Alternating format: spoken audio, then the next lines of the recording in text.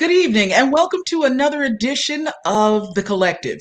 My name is Michelle Turner, and this is your opportunity to find out more about living, arts, sciences, music, wellness, health, politics. It's all here on The Collective. And I am the good fortune of being its host. So thank you for joining us. So there's a couple of subjects we're going to explore this evening. One, we're going to talk about wellness during the holidays. How are you coping, especially with COVID-19? Then we're going to discuss something on the economic side, dealing with gender and the economy.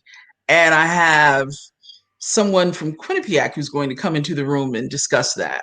And then there was a major league decision today regarding baseball and the Negro Leagues. So we're going to discuss that as well. So do join us. My first guest is someone who I've known for quite some time, is a dynamic preacher, teacher, life coach, CEO, professional development trainer, strategic success life coach, and author. And she also has a magazine.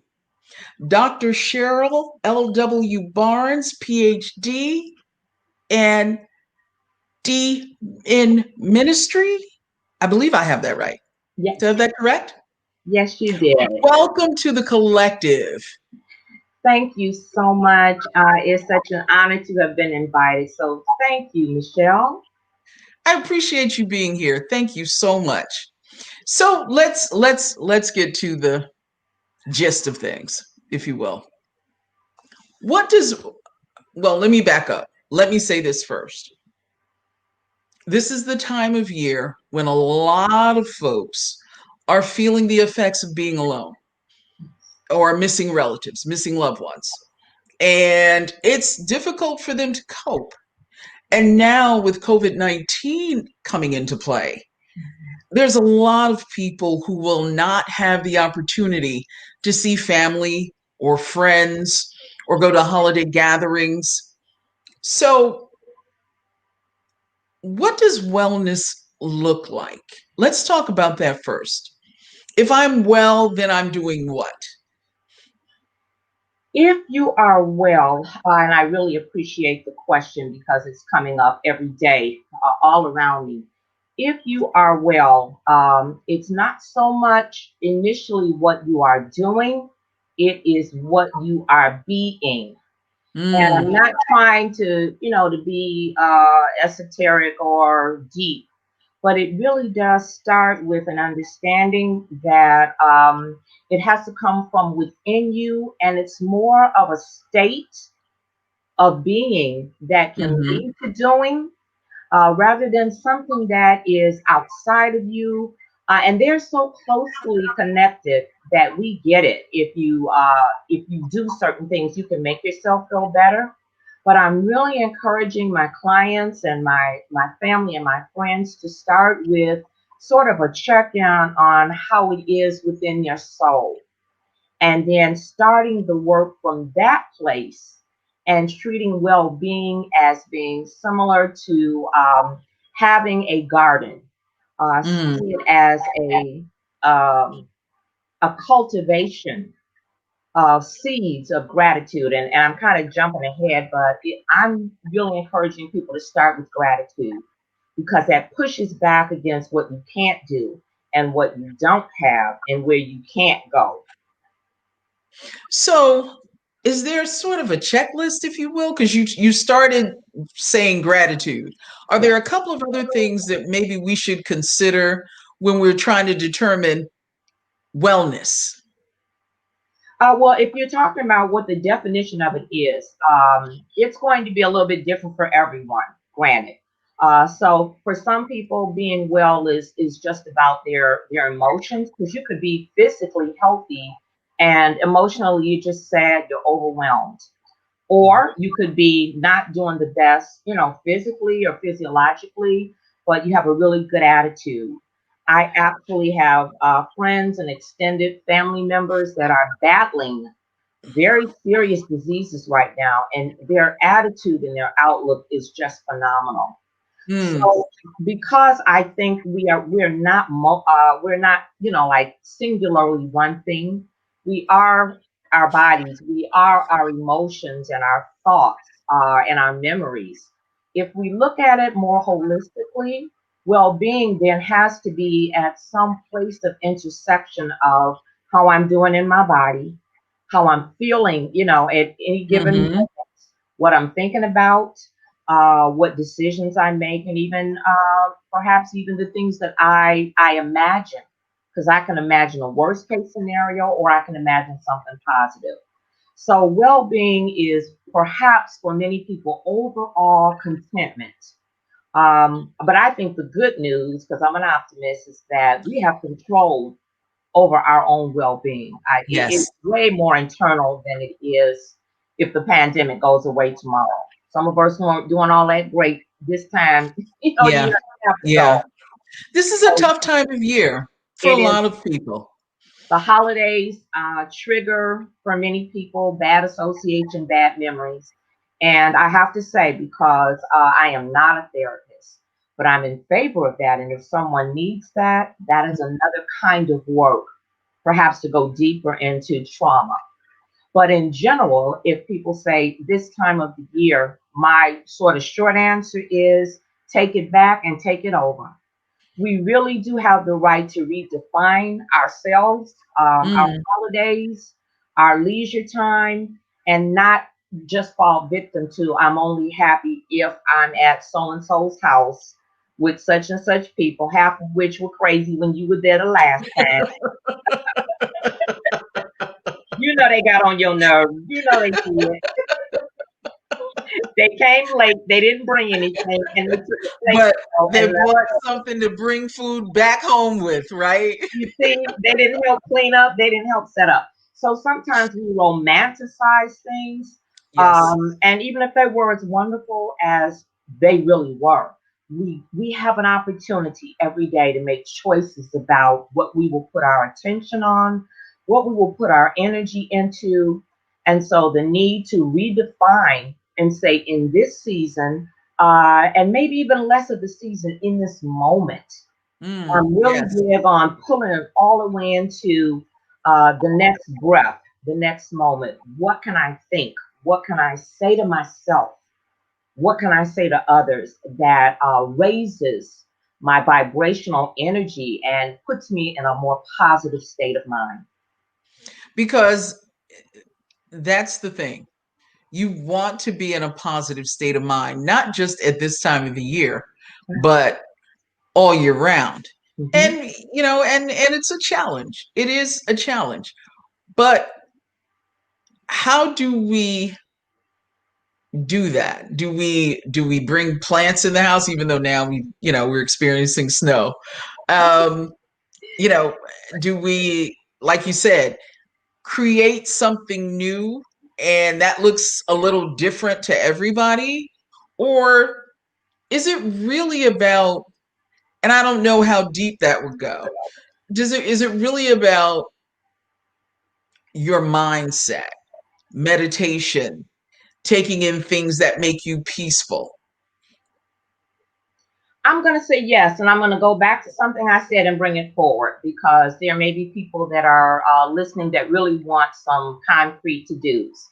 But if I could start with the being part, and I'm going to go back to gratitude. So Yes. I want to mention three areas of gratitude that could become your to-do list. For me, as a person who is spiritual and who is a Christian, and it doesn't really matter perhaps what another person believes in. If you could start with being grateful to whatever higher power you recognize. So for me, when I wake up in the morning, I'm grateful to be alive, for real, for real. Hmm. Hmm. Okay. So when I start the day with, I am grateful that the God that I serve and who created me has given me the gift of another day. And I'll spend some time with that, but just to keep it moving, I then go to, and this was new for me. I've always kind of been this way, but this year went to another level because I had three surgeries, and I only knew about one of them being scheduled. So Wow. I had two others that Wow. were not in my Yeah. calendar. So now I know how to be grateful to my body. And you could say, okay, yeah, no, no, listen. When things go wrong that require surgery, I'm thanking all the rest of my body that cooperated. I'm grateful that my lungs work. I'm grateful for my vision. Hmm. What I've heard about COVID, how it, some people know something is wrong because they lose their sense of smell. I am grateful that I see the food that I prepare, but I can taste it and I can smell it. So if you were to, in the morning, start with giving God thanks and then move to being grateful for everything in your body that is working. Not everybody can lift their arms, not everyone can even blink or swallow. And if you move from there to then being grateful for people, the family that you still have or have, the friends that you have, and then Mm. even strangers. Yes. So you can hear how just with starting with gratitude to God for your own body, for your own being, and then for others, you are already setting yourself up for shifting your attitude to a place of, I don't have to have any of the things that I'm grateful for. And I think attitude definitely affects the spirit, Yes, correct? yes. Because if you're positive, then your spirit is energetic. So, last but not least, how do we bring that energy into ourselves? Okay, so I started with the examples of reciting or going over, what you're grateful for. I actually keep a gratitude journal. So I'm physically writing things down. So I'm thinking it, now I'm journaling it. And then maybe while I'm taking a shower, while I'm fixing my breakfast, I speak it out loud. But if you want to go even further, I've always done vision boards. So now Yes. I'm encouraging people to, whether it's a notebook, whether it's a cardboard poster board, to begin to put images and graphics and prayers or sayings on a board or in a notebook. So now you are physically doing something that's positive that takes you away from staring at the news for hours at a time while they repeat things that grieve your spirit. So now Yes. we're over again, and it's something that you can do, and it's not a huge investment financially. It's a glue stick or some tape and Yeah. magazines, and you can even do it, like in Pinterest. You don't even have to do it physically. So we're moving into doing something. Another example of action you can take is often when we are very self centered, we can feel sad again about what we can't do or what we feel restricted. The moment you shift your attention from yourself to someone else. So maybe once a week, maybe you pick a day on Tuesday, you call one friend you haven't talked to in a while.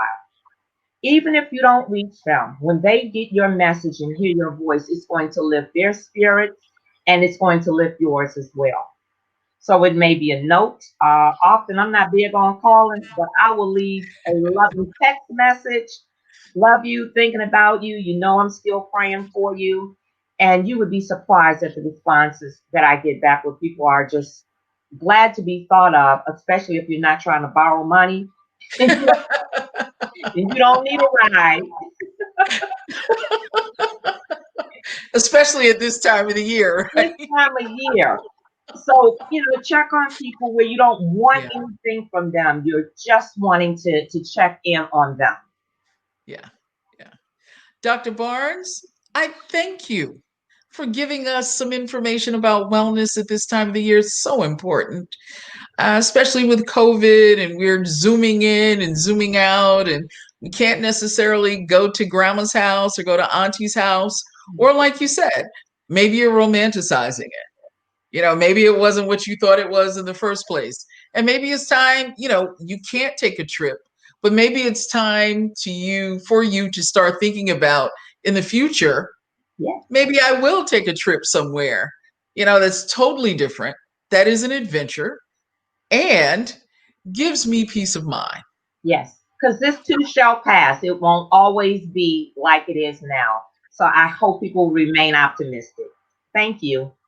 Thank you, Dr. Barnes. Appreciate you being here. And Dr. Barnes, if someone wants to reach you or get your newsletter, how do they do that? I'm on Instagram, Facebook. Facebook, I'm Cheryl White. Barnes, Instagram, Dr. S. Barnes, and you can reach me through either of those. Be happy to share with you. Again, thank you, Dr. Barnes, for being here. Dr. Barnes is a noted life coach in the New Haven area. She is the CEO, a professional development trainer, a strategic success life coach, and author. She's won a national award for the books that she's published. 10 Gifts to Give Yourself, The Journey Back to You. Dr. Barnes, I look forward to having you back. Thank Thanks so you. much. Thank you. We're back on the collective and we're shifting gears. We're going to look at women in the workplace and how they've been affected by the pandemic.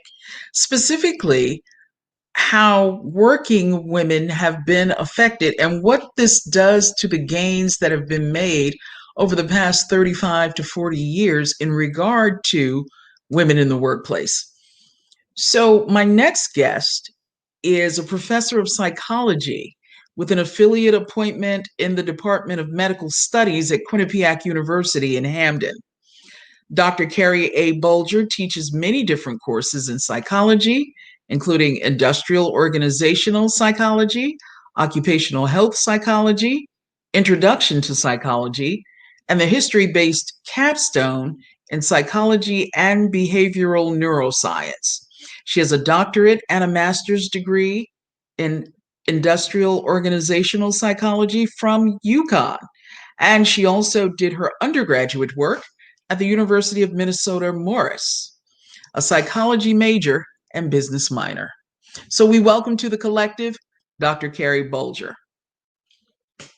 Thank you so much. I'm so happy to be here with you. Thank you, Dr. Bulger. I really appreciate you being here this evening. Let's talk a little bit about women in the workplace, for starters. Sure. When we look at women in the workplace, does it not seem that we've always been there, that women have always been in the workplace? It's kind of mind-blowing when you think about women have really been part of the workforce after World War II, starting in the 1980s, right? Right. I'm so glad that you said it that way. It's something that, you just said I teach the history-based capstone, and so this is something I emphasize. We spend an awful lot of time in these days talking about how women really entered the workforce after the Civil Rights Act, and that's true, but you're right, we've always been there. If you look back to World War II, even before that, right, white women entered the workforce in great numbers after World War II, but Black women, Latinx women have always worked. And even white women before that worked as well. So we're really talking about middle class and upper class white women that entered the workforce in larger numbers. Yeah, in the 80s, right? Because, we used to see the commercial, right? Where the woman comes in and she's got the suit on and she's got the baby on her hip. I can whip it up in the pan, all these type of things. Remember that commercial? Now I'm going to have that song in my head. Yeah. And, and we accepted that, because we could do it all, Right. And so I think over the past 10 to 15 years, we've discovered, well, maybe we can't exactly do it all or do it that way or find a different way of doing it. So we've been making different inroads in the workplace. But now all of that is going to change because of COVID. What we've lost in the last 9 months is the support system that many women had built with daycare and other forms of childcare, schooling. That's gone. And so families that relied on that to allow women and men to work, that has really caused a major shift. And I think the other thing that people don't realize, and you and I discussed this briefly this afternoon, when people say, oh, we have all of these women in the workplace, they're not looking at it from the standpoint of earnings. Mm-hmm. They're looking at it from the standpoint of them being employed. That's right. And so consequently, especially in Connecticut, when you hear people talk about minimum wage in Connecticut is $12. But a 2-bedroom apartment can cost starting $1,350 per month. And that is not including utilities. That is not including Wi-Fi. Because Wi-Fi is a necessity, right? Have to have it. Yeah. You have to have it. Mm-hmm. It doesn't include other things. That's right.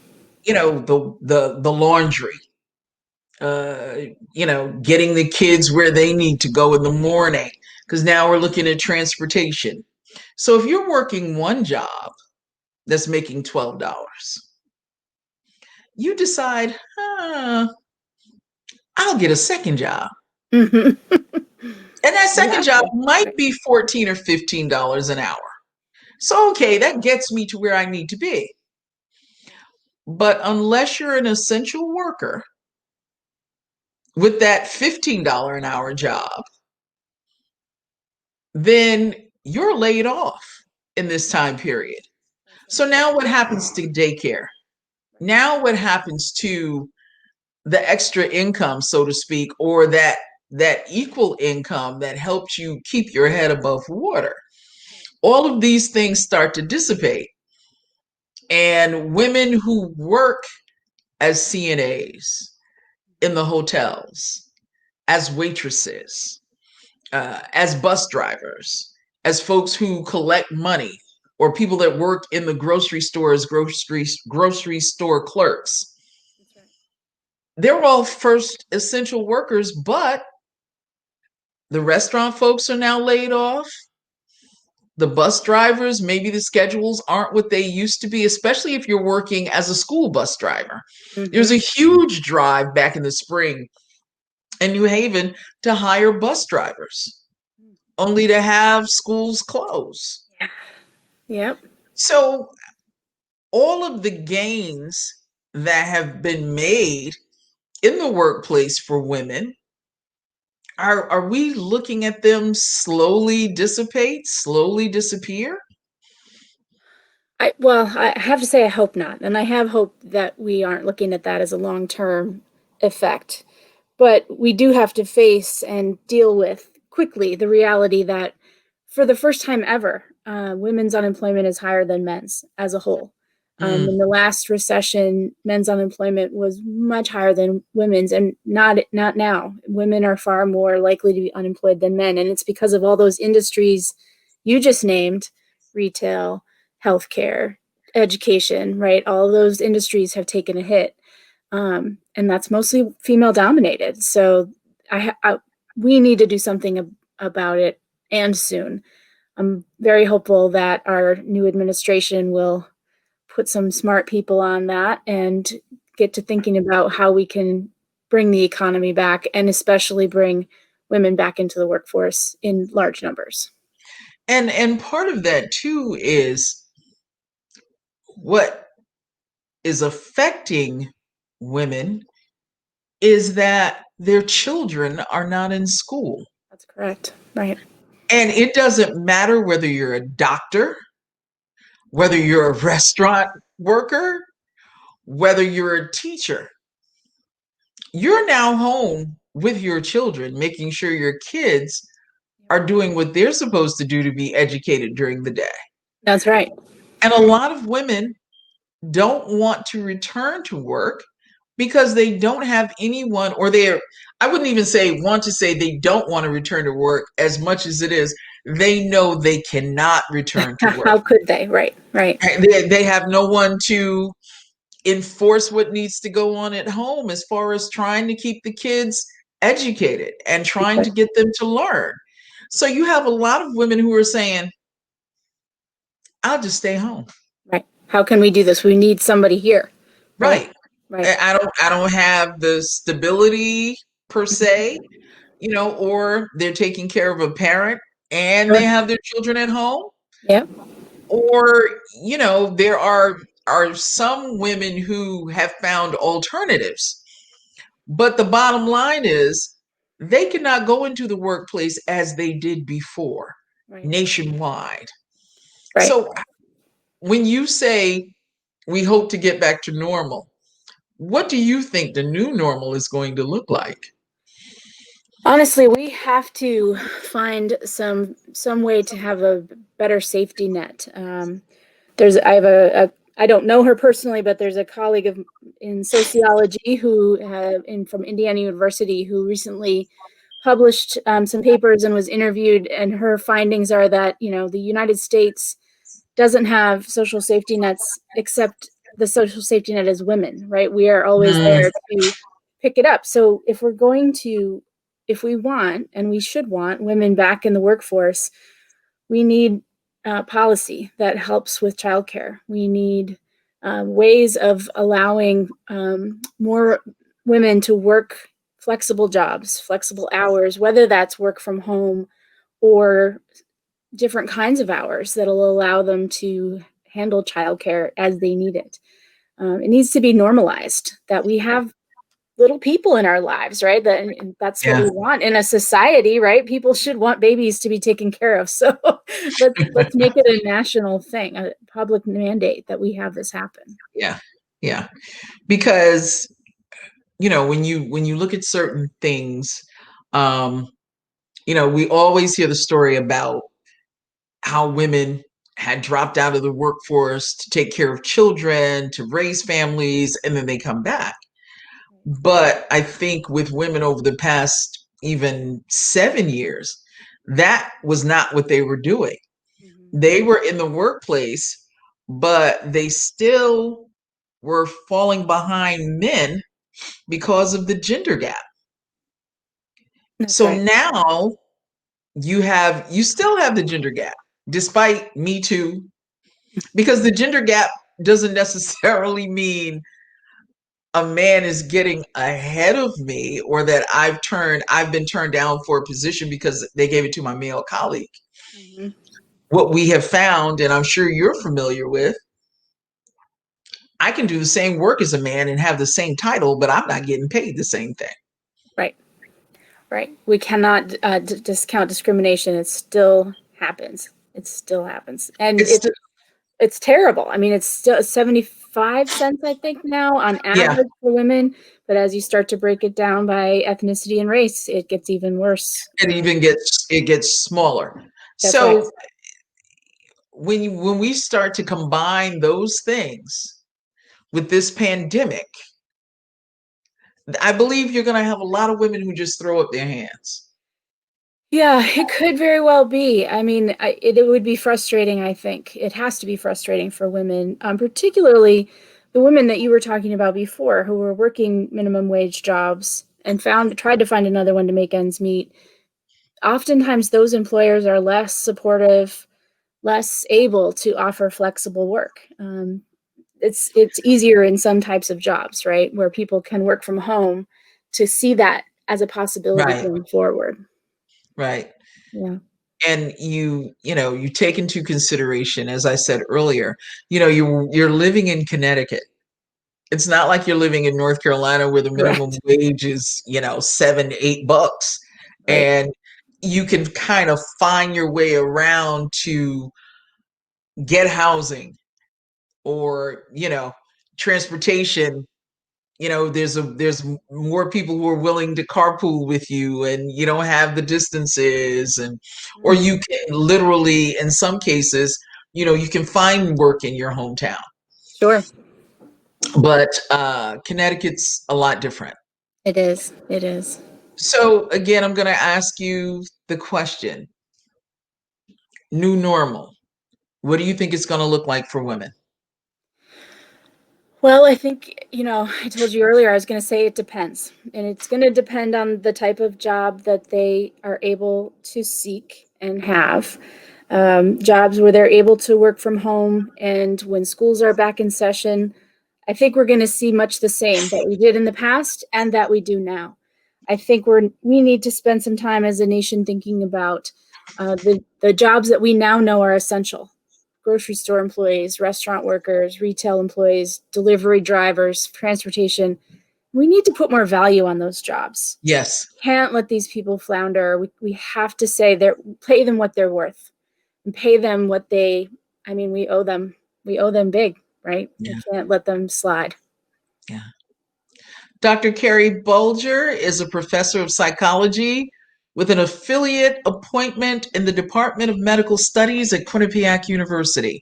And I hope I can have you back for a longer discussion I on a would love myriad that. of things. Okay? That sounds like fun. Let's do it. Let's do it. All right. You got a date. Don't be surprised when I call you. Okay? I'll watch for it. Thank you, Dr. Bulger. I appreciate you being here and giving your time. It's been a delight, and I thank you so much. And this is The Collective on WSME Radio, Enlightenment Radio. We'll be right back.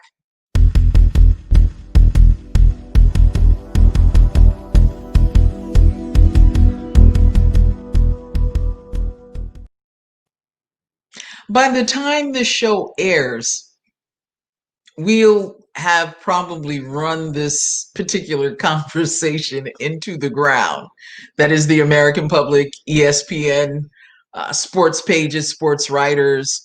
Be interesting to hear what they have to say. But as of today, and I'm going to read what I found on Apple News, Major League Baseball announced Wednesday that it was correcting a longtime oversight in the game's history by elevating the Negro Leagues from 1920 through 1948 to a major league status. This move recognizes the sport's long excluded Black pioneers and immediately rewrites baseball's record books. Roughly 3,400 Black and Latino players from 7 distinct leagues who were barred from joining the segregated National and American leagues will now be classified as major leaguers, along white stars of that era. All statistics and all records for those players will become part of the Major League Baseball's official history. Black Lives Matter, indeed. So my next guest is going to kind of chop it up with me, as they say. And we're going to look at what effect that has, not only on baseball, but the society as well. So I welcome Anthony, my sports bud, Ant-Man. What's going on? Back to How the you doing? collective. What's going on? How you doing? How you doing? Yeah. I know we got that contract anyway, so we good. So, as a baseball fan, as a sports fan, how are you feeling about this? Oh wow, it was big. I mean, big news. I think like Josh Gibson. I mean, Yeah. he's one of the biggest hitters, during the Negro League, existence. So by him moving his stats over to Major League Baseball, I mean, it's great. I mean, it's great news because he needed to get that recognition. And then, Go ahead. I'm sorry.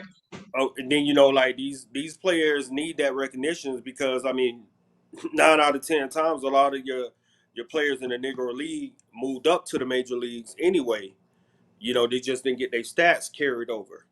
So that's the big thing that we have to look at the overall picture. And I think it was a great great deed that the Major League Baseball did. I mean, I think we are very lucky in this time with a lot of things that goes on with Black Lives Matter and the movements that we got going on because we need to have these movements to continue to grow.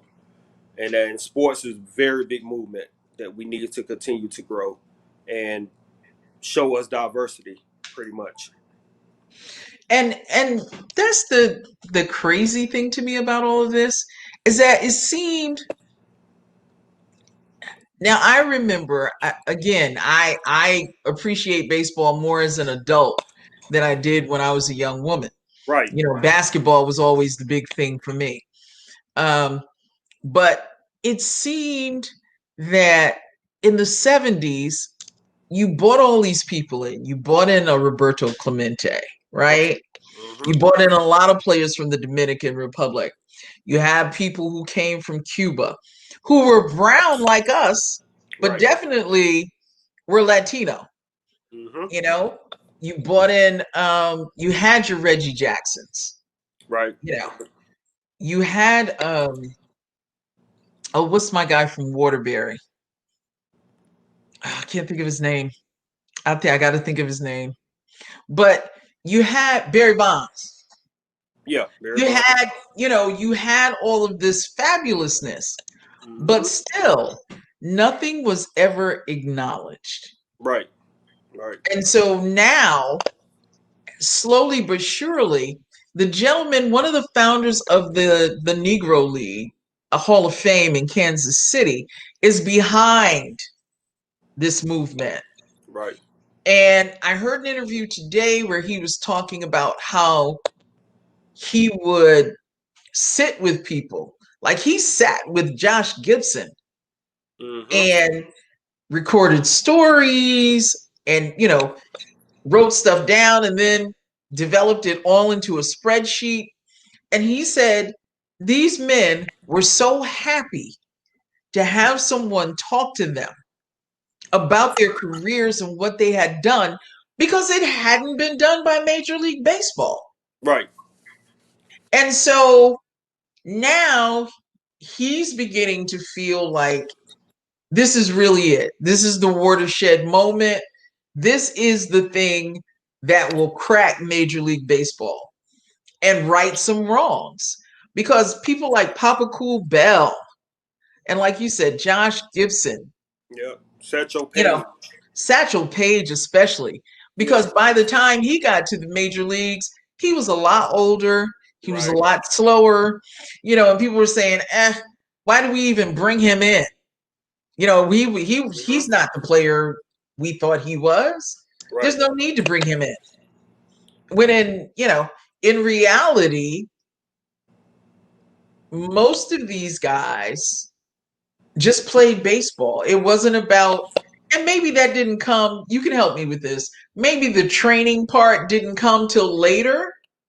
But Right. I mean, for the most part, these men went out and played baseball. Oh yeah. Oh It yeah. was never really training. There was never really a diet. And I'm sure that happened for most major leaguers anyway. They just went and played ball. But It their was a shorter season. statistics, yeah, Yeah, but it was their definitely a shorter season. statistics, Right. you know, are mind blowing. And Right. just for the fact that, somebody like a Josh Gibson will now knock a couple of people down a couple of pegs as far as records, as far as standings, as far as accomplishment. But they only took 239 of his home runs. He hit 1,000 home runs. If you look at his Wow. career, they only took over 239 home runs, which And why only is puts that? him. They say because the last era of the Negro League was minor league, basically.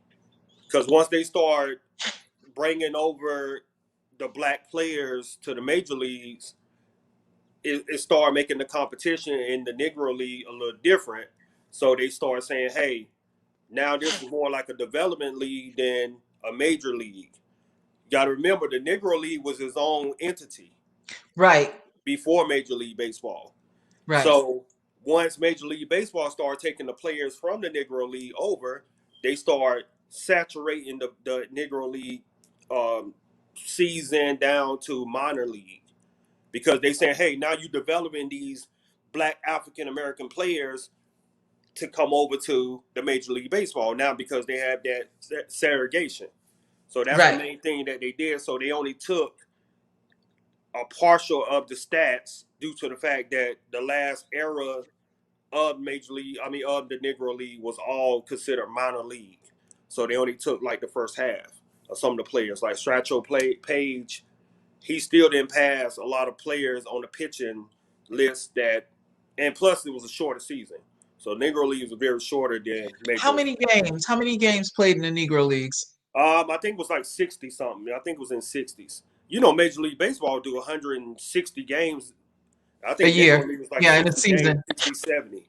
Yeah. Yeah. Yeah. But now they're going to make them major league. Right. Right. That's the important part of the announcement today. So that's Yeah. where the that's where all of that will take place. And it was interesting that this gentleman has taken, he would go into libraries and read the microfiche, Right. look at the old black newspapers. He said that was the only place he could find stats and information on stories Right. because they weren't covered by regular newspapers. So even if they did do a barnstorm into a town, it wasn't covered. And the only time I believe there may have been coverage was if it was an exhibition game. Right. You know, somebody played against the Babe Ruth, you Yeah. know, then it would get coverage. But the next day, we're back to normal. Nobody's following that. And see, So, and another thing that like Willie Mays, Willie Mays went through the Negro League for 1 year, right, to get uh-huh, up to the major league. So that's why they consider his stats minor league stats, because they were saying, hey, we was gonna bring you up anyway. Instead of him going through the minors, he went through the Negro League for that year and then went up to the major leagues. So you had a lot of players do that too. So they looked at that and say, okay, well, that's more of a minor league. So Willie Mays' stats didn't really change, even though he would have moved up to, I think, like top 5, top 6 all time uh-huh, if they would have uh-huh. took his stats, but they didn't. You know, and it's interesting that somebody like a Willie Mays Right, still can't be in the top 5 right, for all of the things that he did for baseball. You know, it just seems incredible to me. You know, of course, we all know the Jackie Robinson story, right. but Jackie Robinson, yeah. Jackie Robinson was really, truly a pure athlete. Mm-hmm. You know, most people don't realize that he ran track, played football, and he played baseball. Right, But because he played baseball in the Army and someone saw him and they were familiar with him from USC, he said, oh, well, you know, maybe we'll put him in the minors. And things started to pick up. But even then, in looking at, you know, all of the movies that you see about Jackie Robinson, mm-hmm. um, it almost seems like Jackie Robinson was the star of the Negro Leagues. Oh yeah, he was. Yeah, he definitely was. But he really wasn't. Right. I mean, you know, there were so many other players who had come before him Mm-hmm. that they get discounted. Right. And so with this happening today, this announcement being made Wednesday, December 16th, it doesn't take away shine from Jackie Robinson. Let me say that to people. But it also opens the doors for all of those other folks Right. who didn't get the chance to play in the major leagues and to have their records recognized as major league records. Right. And that brings them over to that history, because you Right, know the history of the Major League Baseball is, you know, they're gonna look at that quicker than they will look at being in the Negro leagues. right, So they're gonna say, hey, you know, if I got my stats over here now, I get recognition, I get Hall of Fame possibility if you're not already in the Hall of Fame. But the ones we named, they're already in the Hall of Fame. Josh Gibson's in the Hall of Fame. Satchel Paige is in the Hall of Fame. Um, It's Cool Papa Jackie Bell. Robinson. You said who now? Cool Papa Bell. I don't think he's in the Hall of Fame. That's something I'm Mm. gonna have to research. I don't think he made it to the Hall of Fame. Um, Cunningham, he's in the Hall of Fame. He was another. But Josh Gibson, I played back catcher when I was coming up. So yeah, so he was one of my like guys that I looked up to from the history, just reading the history Yeah, of it. yeah. Um, Yeah. But yeah. And I think the piece in all of this is that really the major leagues, this was a discussion that they've been having for quite a few years, Oh God, but yeah. it never got to this point of even saying, okay, we'll consider it. It was Mm-hmm. always talk. It was never something that was taken seriously. It was never something that, you know, was even put on the table. You know, it might have been talked about people after different meetings that they had, or, you know, when the season ended. Oh well, let's look at the Negro Leagues and see, you know, what we can do. But it was never really considered. But you So know, this is this the year. I mean, this 2020 has been, this is the year for, I mean, all things black. We need to, I mean, for real. I mean, we just really need, for minority groups, the brown, the, you know, you looking at us, you know, you, we definitely have to look at the overall picture and saying, hey, this is the year. Change have to come. yeah, You got to yeah, start getting the knowledge. You know, even in the politics. You know, you're seeing some of the things that are happening with Joe Biden cabinet. He's being diverse yeah, with his cabinet. Same yeah, thing with the sports. Like, we got to look at, like, hey, you know, in the Negro League, these guys put up better stats as not 90% of these players that was in the Major League Baseball. So right, you have to give us something, because we was competitive, and we, some of the teams at the time was better than the teams in the Major League Baseball. right, You know, right. you know, so you have to give them that stat. You got to give them their stats. Pretty much, if they putting up 1,000 home runs, give them that 1,000 home runs. Right. I mean, Babe Ruth wasn't. You get what I'm saying? Babe Ruth. If you look at the Yeah, top five of the baseball with just home runs, just looking at the home run status, all the players in the home run, the top five out of the top five, four. I mean, four are definitely African American. Yeah, mhm. I think four of them is African American. Hank Aaron, Willie Mays, Barry Bonds, and I think it's Babe Ruth, Willie Mays, Hank Aaron, Frank Robinson, somewhere up there. Yeah, So yeah, yeah, I mean, so most of your players at the top of that tier are just home runs or African Americans. So you got to give them that stat, you know. And most of them guys went through the Negro League. right. You know, they came through the Negro League earlier in their career. So you got to give them their stats. And, you know, just the idea that this is truly what America should be about, right? Right, right. Respecting the hard work and the accomplishments of all of its citizens, All citizens. regardless of what they look like or who they were or where they are, you know, All where they citizens. grew up. It's about respecting the work that they've done. Yep. If I score 100 points, give me my 100 points. Give my credit. Right, If I hit 100 home runs, give me my 100 home runs. Don't say, hey, you got an asterisk and I haven't done anything that was illegal. You know right. what I'm saying? So, you know, you got a lot of, and then you got to look at Major League Baseball. A lot of them players did steroids. We talked about this in the last Yeah, sports show. yeah, we did. Uh, a lot of them guys did steroids, but we didn't, from the minority standpoint, we didn't have access to that when we was coming up. The Right, Negro League players didn't have right, access to that. right, That was just pure talent.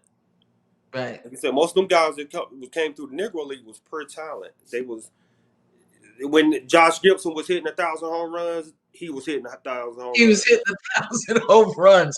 He Yeah, wasn't taking any boost. He no, wasn't doing any drugs. no, It wasn't enhanced. no, He was just out there playing baseball. playing And I guess that was my point earlier, right. you know, that there was no enhancement. There There's was no no answer. real training. You might have had somebody who went out there and maybe smacked a couple of balls for an hour, Right, but there was no real regimen. right. This was pure talent. You know, Pure the way talent. that they train now is totally different from those guys going out and saying, hey, I'm gonna go out here, I'm gonna hit a couple of balls, and then in 2 hours I'll come back and I'll play the game. Right. You know, it's a totally different world. And that's why it should be respected, It's got to be because respected. it is. It's pure talent, it's pure strength, and it's love of the game. Right. Because you got to remember, a lot of, I mean, if you look at me, like just looking at me, I gave up baseball. I was very good in baseball. That was Why'd just you something give it up? that I did with, just went out with my friends just to do, just to Uh-huh. pass time. I couldn't afford a regular glove, so I ended up being a bat catcher, and I ended up being one of the best bat catchers in that, during that time frame. But that was the only glove that was available for me as a kid because my mom couldn't afford to get me a glove, but I still wanted to go out and be around my friends, and they all Right. play baseball. So they're like, "Hey, the only way you can be able to play with us is you got to be a back catcher." So I was like, "Okay, as long as that glove is available, I'm gonna be a back catcher." And I just picked it up. That was my first year ever playing. I probably one of the best back catchers in the league during that time, and that was just Pop Warner. I mean, but yeah, Pop Warner Pee Wee. That was like the little Pop Warner Pee Wee little Yeah, league. yeah, yeah, Yeah, yeah. so. Just that talent alone, you have to look at it. Someone just pick up a back catching glove and never played in their life and go out Right. there and be one of the best players. And if I would have continued, which I did continue playing all the way up to junior high school, if I would probably went to high school and kept playing, and I would probably got scholarship, probably got minor league contract because I felt like I was very good and I was good. And it was a A lot natural of people talent. looking at you. Yeah, it was a natural talent. But me being me, and what the sport that I like, I enjoy playing football, basketball. So I was like, hey, I'm gonna play football and basketball. I Yeah, gave up yeah. baseball, but not knowing that the real money is in baseball. That's where the money's at. That's where the money's at. We like, man, you can make $10 million just, in the minor leagues. Like these guys can go back to college. That's the Right, thing about it. They can get right. drafted as a first round pick and then go back to college and develop and still make money. Well, look at Daryl Strawberry. He Yeah, didn't even go to college. right. You don't have to go to college. Straight, straight Straight out out of of high the minor school. leagues. Yeah, And what? It was like a year. I don't even think he played a full year in the minor leagues. right. Ken Griffey Jr. Look at Ken. Yeah, Yeah, Ken Griffey Jr. called him right up. #1 pick out of high school. Went to the minor league. I think he did 1 year. I watched one of his interviews. He said he did 1 year in the minors, but he moved up through the ranks so quick Right, that it was like, right, hey, he was in the major leagues playing with his father. He was the only player that ever right. played with his father in Major League Baseball. So that is crazy. And then his godfather, I think his godfather was no, that's Barry Bonds. I'm sorry, Frank Robinson It's was Barry. Yeah, Where's Barry Bonds' yeah, godfather? Yeah, godfather. Yep. yeah. I wonder if people will understand this moment and what it means. Right. You It's know, very big. History. because this is an amazing thing. Mm-hmm. Because baseball is such an American sport, It's, right? yeah. So for them to really break this color line and say, you know what? We need to bring them in. We Right. need to bring them in. Right. It's Because a you got to big remember, deal. majority of the players that they was competing against actually moved up to the Major League Base. Once they did the color barrier Right. break, like once they Jackie Robinson went over, then you had a lot of players go over from. But these same players ran through the Negro League. So the competition was the same competition that they played when they went to the Major League Baseball era. So you got to give them the same stats because they playing the same Yeah. talent. Yeah. And I think the other thing too is, you know, it's about learning the history of these people, because there's so many people who don't know who Josh Gibson is. Right. There's Right. so many people who don't know who Cool Papa Bell or Satchel Paige. They may know Satchel Paige, Yeah. but really and truly for them, the Negro Leagues is represented by Jackie Robinson. Right.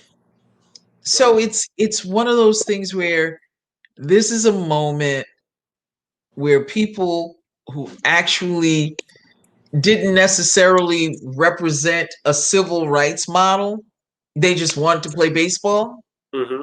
They're getting their due. Right. They're getting their due. Mm-hmm. So with that said, Ant-Man, thank you so You're much. welcome. You're welcome.